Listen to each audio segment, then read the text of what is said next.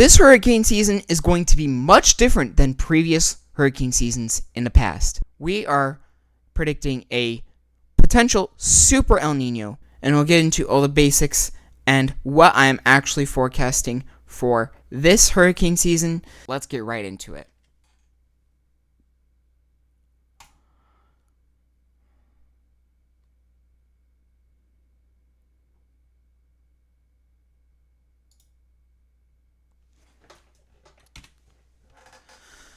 Now, the first thing we want to look at is our sea surface temperatures in two specific areas. We're watching over here in the Atlantic, and we're watching over here in the Pacific. Now, if this has no trend warmer, which is the red, or cooler, which is the blue, then that means we're in a neutral, and that seems to be what we're in. But it is trending warm to El Nino, and we'll get into that in a little bit, and how that impacts hurricane season. Now, actually, the Atlantic, the eastern side, very cool.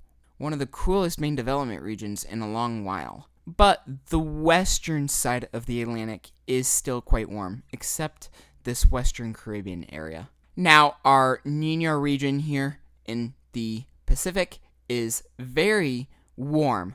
It's trending warm in the past 7 days. And our Atlantic, especially in the east, still cooling. Now, here's what that Nino trend over the last couple of months looks like. We were in a full-blown -1 degree Celsius La Nina, and now we have trended to a warm neutral, meaning we are going to start seeing El Nino impacts soon. Now, how does this affect hurricane season? As we'll see at the end of the video with our analogs, it makes the Atlantic hurricane season much less active, and the Pacific side usually more active. The last El Nino was in 2023.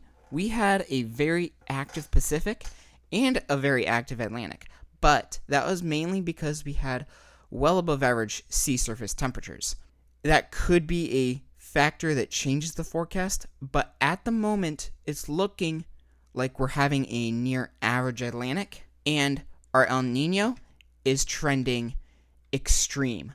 As you can see with our Euro forecast issued April 1st, the average line here is trending right about at 2.6 or something like that. And that is well above a super El Nino. The last one would date back to 2015, 2016, early 2016. Now, it's not just that. The actual NOAA is predicting over 80% that as we head into September, October, November, August, September, October, we're going to be over 80% certain of an El Nino and less than 1% for La Nina. And also our model predictions are also trending quite high. Now to look at the Atlantic sea surface temperatures, which are actually, for the first time in a long time, below average. We are negative 0.2 degrees below average. Where we were 0.5 degrees above average at the beginning of the year, it has since trended cooler. And one of those areas that is really cool right now is our MDR, which we are between 0.2 and 0.3 degrees below average, which isn't insanely below average, but it is cooler than average. Now, two areas that are still very warm are the Gulf of Mexico, which is still over 0.5 degree above average, which is kind of insane, and the Caribbean, which has generally trended cooler over the months, but it is still 0.2 degrees Celsius above average. Now, another factor I want to look at when forecasting hurricane season is our precipitation anomaly. The amount of precipitation compared to normal, the green would be above average in that area, and the yellow would be below normal. And the darker the color of each, the stronger that anomaly is. Now, we want to watch the June, July, August, September, October timeframe. For June, we're looking below average out here. Maybe we'll have a couple storms over here in June. But it seems like our tropical wave activity, even as we head into July, August, September, seems to be a little less active. with our moisture, meaning we could have fewer waves and less opportunities for storms to actually form. Now, another model that I think is even more reliable is our NMME, and this is kind of the basis that most people use. And in general, when we head into peak season, August looking well below average, and September also looking well below average. There is one thing I do want to highlight though, is we might have a tiny little band that is above average, but the main area to really watch for storm formation this year would be just off the East Coast and out in here. But again, this can change. It is a season forecast, so things can actually change quite dramatically. Now, the last thing I want to break down yet is analogs. This is based on the sea surface temperature NMME forecast, which again is the most reliable seasonal forecasting model, or one of them, and it is showing generally a below average West Pacific, above average East Pac, and the Atlantic showing average or below average. Based on the forecast, this is what the analog sea surface temperature averages out to between these 5 years. Now, here are those 5 years. This one is 1982. This is among our least active on record. We only had 2 U.S. landfallers and 0 Caribbean storms. This one is 1997. We had 1 landfalling storm. It was a hurricane. And then we had 1 strong recurver. Very similar.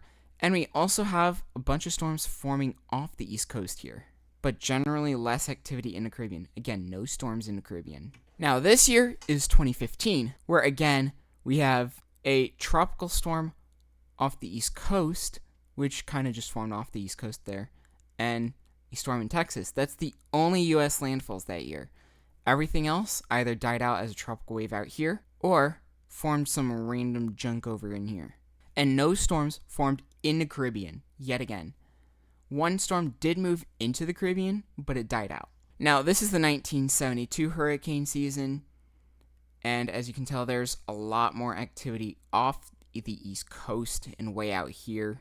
We do note that if conditions do line up, we can have storms originate over here from like a Central American gyre or something, and have good enough conditions to maybe move up and strike the U.S. This did happen in 2023 with Idalia.